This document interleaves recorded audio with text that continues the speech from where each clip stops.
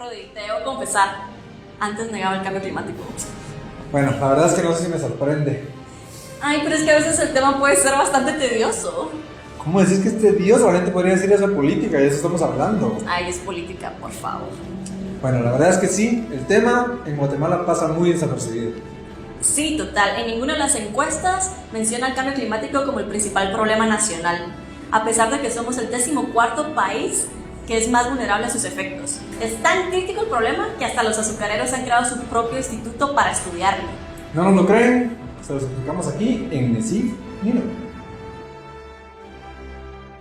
Pero para que no se aburran de nosotros, trajimos a unos especialistas en el tema. Empecemos con lo básico. El cambio climático es un aumento de la temperatura mundial promedio causada por la emisión de gases de efecto invernadero producida por diferentes actividades humanas. Por ser un proceso global, el cambio climático no discrimina fronteras. Nos afecta a todos, pero afecta aún más a los países en vías de desarrollo, los que menos gases de efecto invernadero producen, pero los que más lo padecen. Guatemala es un buen ejemplo. Nuestro país generaba el 0.3% de los gases de efecto invernadero en el mundo y fue el país con menos emisiones en Centroamérica a inicios del siglo. Pero según datos del Índice Global de Riesgo Climático, Guatemala es el 14º país más vulnerable a los efectos de cambio climático en el mundo. Y el 7º país vulnerable a desastres, según el Índice de Riesgo Mundial en su más reciente informe. Estos son de esos rankings cuyos primeros lugares no queremos ocupar. Pero cuando hablamos de cambio climático, no nos debemos referir solo al aumento de la temperatura a nivel global. Todos nos quejamos del calor insoportable. O de frío, porque a veces se manifiesta en forma de olas de frío. El cambio climático tiene otras consecuencias en el ambiente, en la sociedad y en la economía. Durante los últimos 15 años, los fenómenos naturales como sequías y tormentas tropicales han dejado pérdidas en Guatemala por más de 25.000 millones de quetzales. Esto es aproximadamente el presupuesto asignado en el 2019 para los ministerios de Salud, Educación y Economía juntos. Y es más de los 20.000 millones que se calcula que robaron políticos y empresarios en contrataciones públicas en un periodo similar. Estos fenómenos han sucedido con mayor fuerza y violencia por el cambio climático. Después del Mitch, Ágata y Stan, los porcentajes de pobreza han aumentado en un 5%. Durante el 2017 fuimos catalogados como el país con menor resiliencia socioeconómica, o dicho de otra forma, somos un país en el que por cada quetzal que se pierden activos, los bienes, derechos y otros recursos de los que disponemos, el consumo se reduce en 4 quetzales, repercutiendo directamente en el desarrollo económico del país. De acuerdo con el ICIBUME, se prevé que la temperatura aumentará entre 1 y 5 grados en los próximos 50 años.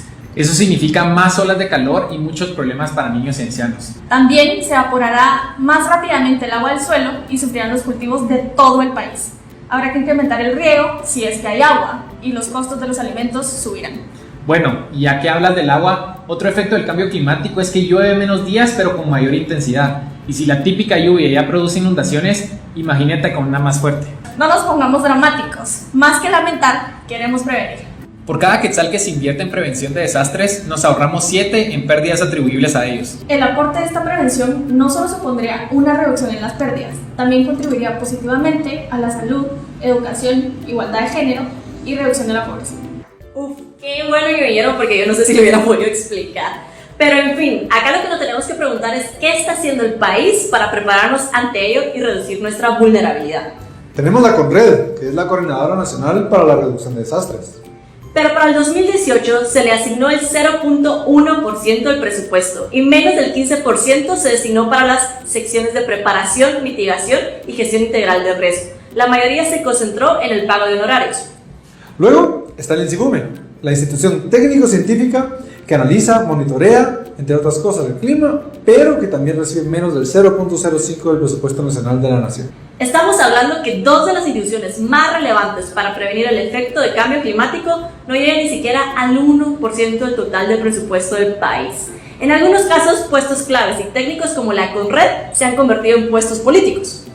Y el Ministerio de Ambiente presentó el año pasado un plan, pero está desfinanciado. Queda claro que los efectos del cambio climático en Guatemala no son un tema que los partidos y candidatos puedan tomarse a la ligera.